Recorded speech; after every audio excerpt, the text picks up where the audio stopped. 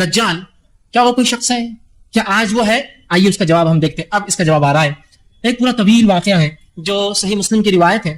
حدیث میں عامر بن شرجل اشجعی انہوں نے ایک بات جو ہے فاطمہ بنت قیس رضی اللہ عنہا سے کہا مجھے کوئی ایسی حدیث سنائیے جو آپ صلی اللہ علیہ وسلم سے آپ نے راست سنی تھی اور اب تک کس کو نہیں بتائی, اور مجھے بتائیے آپ حدیث. اچھا تو ایسی حدیث مجھ سے سننا چاہتے ہو جو آپ صلی اللہ علیہ وسلم نے راست سنی, مطلب کسی اور کی طرح نہیں, میں خود تھی تو سنو. پھر انہوں نے فرمایا کہا ایک روز رسول اللہ صلی اللہ علیہ وسلم کی منادی نے آواز دی, اعلان کیا کہ نماز کو آؤ. اذان کے علاوہ اعلان ہوا کہ نماز پڑھو اور آؤ وہاں خاص طور سے. ٹھیک. اس کے بعد جب منادی دی اور آواز سنی, وہ اعلان کر رہا تھا لوگوں نماز کھڑی ہونے والی ہے. مطلب اذان تو ہو گئی تھی لیکن کچھ نہ کچھ اسپیشل پروگرام ہے, اس لیے وہ کہہ رہا تھا نماز کھڑی ہو رہی, چلو مطلب اس کے بیٹھنا ہے, تمہیں کو سننا ہے. اس کے بعد وہ کہتی ہے کہ یہ سن کر میں بھی مسجد چلی گئی, اور جب میں صف میں کھڑی ہوئی تو مردوں کے بعد کی جو عورتوں کی پہلی صف تھی اس میں تھی, مطلب ایک دم فورتھ فرنٹ میں سب سے سامنے بیٹھی سن رہی تھی یہ سب چیزیں. جب آپ صلی اللہ علیہ وسلم نماز پڑھ چکے اور نماز پڑھنے سے آپ فارغ ہوئے تو آپ ممبر پر جلوہ افروز ہوئے, ممبر پر بیٹھے چڑھ کر, اور آپ صلی اللہ علیہ وسلم جو ہے آپ کا چہرہ خوشنما تھا, آپ کے چہرے پر مسکراہٹ تھی, آپ کے چہرے پر تبسم تھی, مسکراہٹ تھی, آپ خوش تھے جیسے کوئی چیز کی تصدیق ہو رہی ہے. ہاں یہی تھا, ایسے ہی معاملہ تھا, خوش تھے آپ. اس کے بعد آپ صلی اللہ علیہ وسلم فرمایا کہا ہر شخص اپنی جگہ پر بیٹھ جائے, اور میری بات غور سے سنیں میں کیا سنانا چاہ رہا ہوں. نماز کے علاوہ منادی جو دی گئی تھی اس مسئلے کے لیے تھی, اور فرمایا بیٹھا رہے, اور فرمایا آپ نے فرمایا کہ اللہ کی قسم میں تم کو جو باتیں رغبت دلاتا تھا جو دجال کے تعلق سے, اب وہ باتیں جو میں نے تم سے کہی تھی دجال کے تعلق سے, ایک شخص اس کی تصدیق کرنے آیا ہے. کیا کہا خوش ہو کر کہ میں تم سے جو دجال کے تعلق سے اس کے فتنوں کے بارے میں بتاتا تھا, تم لوگوں کو اس چیز کی تصدیق کرنے کے لیے ایک شخص آج آیا ہے. اور تمیم الداری رضی اللہ عنہ یہ ایک عیسائی شخص تھے, یہ 30 لوگوں کے ساتھ ایک جہاز میں سفر کر کے کہیں جا رہے تھے جب تک یہ عیسائی تھے. تو آپ سے فرماتے ہیں کہ تمیم الداری جو آپ کے بازو بیٹھے تھے, ممبر کے بازو تھے, وہ ایمان لا چکے تھے لیکن پہلے عیسائی تھے, وہ یہاں آئے اسلام قبول کیا اور واقعہ سنایا, جس واقعے کو رسول اللہ ممبر سے سنا رہے ہیں. واقعہ کیا سنیے. تو آپ نے فرمایا کہ کیا میں تمہیں دجال سے رغبت نہ دلاتا تھا؟ اب آؤ سنو. تمیم آئے میرے پاس اور فرمایا وہ نصرانی تھے, میرے یہاں آئے, میرے ہاتھ پر بیعت کی, انہوں نے اسلام قبول کیا, انہوں نے مجھے ایک واقعہ سنایا جو میری ان احادیث کے موافق ہے جو میں تمہیں دجال کے بارے میں سناتا تھا. مطلب میری باتوں سے موافقت کر رہی ہے, اور وہ واقعی وجہ بنا تھا تمیم کے ایمان لانے کا. یاد رکھیے کیا واقعہ ہے وہ انہوں نے مجھے بیان کیا جو آپ سے بیان کر رہے ہیں. اور تمیم نصرانی تھے, ایمان قبول کیا, وہ ایک الگ مسئلہ, مہر نبوت لگ رہی ہے اس پہ, اب کوئی شک کی گنجائش نہیں. رسول اللہ اس کو دہرا رسول. آپ نے فرمایا یہ تمیم نے مجھ سے فرمایا وہ 30 لوگوں کے ساتھ ایک سفر پہ تھے, راستے میں طوفان آیا, طوفان میں کشتی ادھر سے ادھر مشرق سے مغرب اچھال اچھال کے جو ہے پانی میں پھینکنا شروع کیا. 1 مہینے تک ہم طوفان میں پھنسے رہے. 1 مہینے میں طوفان میں پھنسنے کے بعد کشتی ایک ایسے مقام پہ رکی جہاں ایک چھوٹا جزیرہ نظر آ رہا تھا. اس جزیرے کے پاس ہم نے جہاز کو روکا. کچھ لوگوں نے چھوٹی کشتی ہوتی ہے نا, جہاز میں چھوٹی کشتی ہوتی ہے, جو بہت سی جگہ جزیرے جو ہوتے ہیں وہاں ساحل برابر نہیں ہوتا, تو ہم نے کشتی نکالی, کشتی میں ہم لوگ سوار ہوئے, اس جزیرے کی طرف گئے.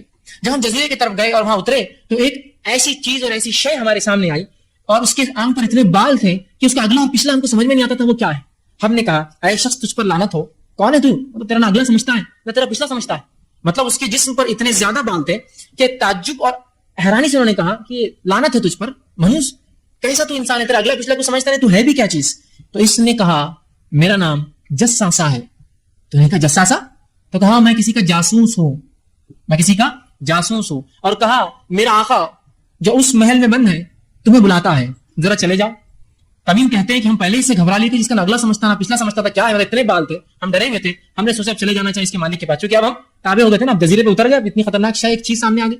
ہم لوگ دوڑے اور وہاں گئے. جب اس محل میں گئے تو اس جساسا نے کہا, اس نے کہا تم لوگ اس شخص کے پاس جاؤ جو الگ تھلگ ایک دور جگہ میں رہتا ہے اور تمہارے بارے میں جاننے کا بڑا خواہش مند ہے.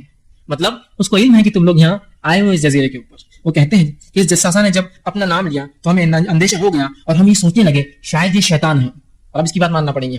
تو ہم سوچنے لگے چونکہ وہ عیسائی تھے, ابھی مسلمان نہیں تھے, شاید یہ شیطان ہے. اور ہم جو ہے جلدی سے جو اس خانقاہ اس محل کی طرف بھاگنے لگے کہ کم از کم اس سے تو نجات ملیں گے, شیطان سے, اس کے آقا سے مل لیں گے, اور بھاگنے لگے, چل پڑے. جب ہم اس میں داخل ہوئے تو ہم نے ایک عظیم الجشع ایک شخص دیکھا, بہت ہیوی ہیکل. اب آپ بولیں گے ایک طرف تو کچھ باتیں آ رہی ہے پستخط کی, ایک طرف ہیوی ہیکل, انشاءاللہ بعد میں اس کی وضاحت کروں گا میں.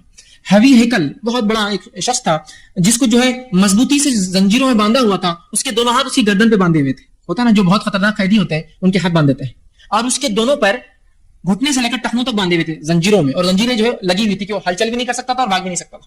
ہاتھ بھی بندھے تھے, پیر بھی بندھے تھے. ہم اس شخص کے پاس گئے اور عظیم جو شخص تھا بہت مضبوطی سے باندھا تھا, اس کے دونوں ہاتھ اسی گردن سے باندھے ہوئے تھے اور گھٹنے سے ٹخنوں تک لوہے کی زنجیروں میں جکڑا تھا. ہم نے کہا تیرے لیے ہلاکت, تو کون ہے؟ وہ ایک شیطان دکھ رہا تھا اور ایک تم کون ہو؟ تو شخص نے کہا, اس نے کہا تم لوگ میرے بارے میں جاننے میں کامیاب، میرے بارے میں جاننے میں کامیاب ہو گئے، پہلے تم مجھے کچھ بتاؤ، میں پھر بعد میں اپنا تعارف دیتا ہوں میں کون ہوں. تو کہا پوچھ بھی کیا پوچھنا. تو ہم نے کہا، دوست نے کہا تم لوگ کون ہو، پہلا سوال. ہم نے کہا، تمیم کہتے ہیں، ہم نے کہا ہم عرب لوگ ہیں، عرب سے آئے ہیں. ہم ایک بحری جہاز میں سفر کر رہے تھے، سمندر میں طوفان آیا، طوفان نے تھپڑے مارے، 30 دن تک ہم پریشان رہے. 30ویں دن طوفان تھما، کشتی آ کے ساحل پہ رکی، ہم چھوٹی کشتی میں سوار کے یہاں آئے. وہ ایک شخص ملا جس کا نہ اگلا سمجھتا تھا نہ پچھلا سمجھتا تھا. ہم نے اسے بددعا دی. اس نے کہا تم بلا رہے ہو، اور جب ہم نے سنا تو ہم جو ہے تمہارے پاس آ گئے ملنے کے لیے. کہا اچھا یہ معاملہ ہے. پھر اس شخص نے کہا، اور وہ کہتے ہیں، اس نے کہا تم لوگ جو ہے تم کون ہو. ہم نے کہا ہم عرب ہیں. ایک بحری جہاز اور پورا واقعہ سنا، اور وہ جانور ہمیں جو یہاں لے آیا. ہم نے اس سے پوچھا تیرے لیے تباہی و بربادی ہو، تو کون ہے بول. اب ہم نے بتا دیا پورا ہمارا کیا ہے، اب تو کون ہے بتاؤ. تو اس نے کہا جو ہے میں جیسا مطلب اس کا واقعہ، اس کی بات جو ہے، اس نے کہا تم لوگ اس بڑے محل میں آ جاؤ. تو ہم اس کی بات سن کر آ گئے اور تمہارے جانب آئے. اس نے کہا جو ہے مجھے جو ہے اب یہ چھوڑو کیا تھا، مجھے بیسان کے بارے میں بتاؤ. ابھی بھی اس نے اپنا تعارف نہیں دیا. کہا مجھے بیسان کے بارے میں بتاؤ. اور بیسان فلسطین کے ایک شہر کا نام یاد رکھیں، آج بھی وہ شہر. تم وہ سب چھوڑو، مجھے بیسان کے بارے میں بتاؤ. میں اپنا تعارف ابھی نہیں دوں گا، بعد میں دے دوں گا. تو ہم نے کہا تم بیسان کے بارے میں کیا جاننا چاہتے ہو، ایک شہر ہے. تو اس نے کہا نہیں وہ نہیں پوچھنا چاہ رہا ہوں. اس نے کہا مجھے یہ بتاؤ کیا اس میں اس کے درخت پھل دے رہے ہیں. تو بیسان ایک جنگ جو ہے ریگستانی علاقہ تھا، کہ اب اس علاقے میں درخت اگتے ہیں اور پھل دیتے ہیں اور پھول آتے ہیں. تو انہوں نے کہا، ہم نے کہا دیتے ہیں، پھل دیتے ہیں، پھول آتے ہیں. اس نے کہا قریب ہے کہ اس کے درخت پھل دینا بند کر دیں گے. پھر آگے اس نے سوال کیا. اس نے کہا مجھے بحر طبریہ کے بارے میں بتاؤ. بحر طبریہ یاد رکھیے یہ جو ہے فلسطین کے بیچ میں ایک بہت بڑا دریا ہے، بحر طبریہ. تو کہا مجھے بحر طبریہ کے بارے میں بتاؤ. تو ہم نے پھر کہا اس کے بارے میں بتاؤ. ہم نے کہا تم اس چیز کے بارے میں کیا جاننا چاہتے ہو، کیا بتائیں. تو اس نے کہا کیا اس میں پانی موجود ہے، کیا اس میں پانی ہے. تو انہوں نے جواب دیا ہاں بہت پانی ہے، لوگ کھیتی باڑی کرتے ہیں اس سے. تو اس نے کہا قریب اس کا پانی ختم ہو جائے گا.